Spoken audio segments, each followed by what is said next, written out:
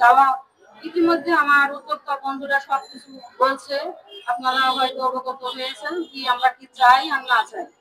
এখন মনে করেন যে মেহমানদেরকে দাওয়াত দেওয়া হলো, সারা দেশ থেকে আপনারা আসেন, আপনাদের নিয়ে আমরা একটা বসবো, একটা অনুষ্ঠান, দাওয়াত অনুষ্ঠান বা যে কোনো কিছু।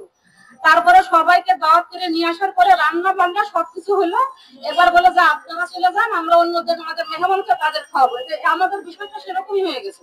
আমাদেরকে ডেকে নিয়ে আসছে 11 সালে, আমরা তো সেই প্রথম থেকে গ্রামে ছিলাম, তখন সেখানে গ্রামে বসে আমরা বিজনেস করতাম, আমরা উদ্যোক্তা, তখন তো আমাদের এই ঢাকা শহর চিনতাম না বা আসছিলামও না।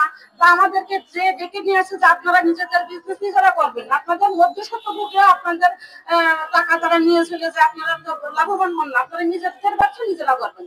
তো সেই উদ্দেশ্যে ওনাদের ডাকে সাড়া দিয়ে আমরা আসছিলাম।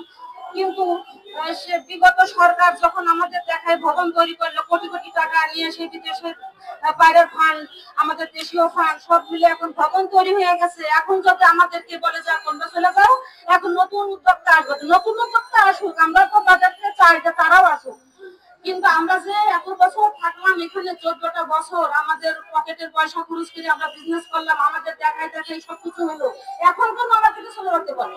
এইটা আমাদের বড়ই কষ্টের কথা। এটা আমি বর্তমান যে প্রধান উপদেষ্টা, তার কাছে আমার একটাই চাওয়া, আমাদের উদ্যোক্তা গুলোকে যেন সে ফেলে না যায়, আমাদের নিজেদের বিজনেস করে নিজেকে করতে দেয়, এইটুকুই আমার চাওয়া।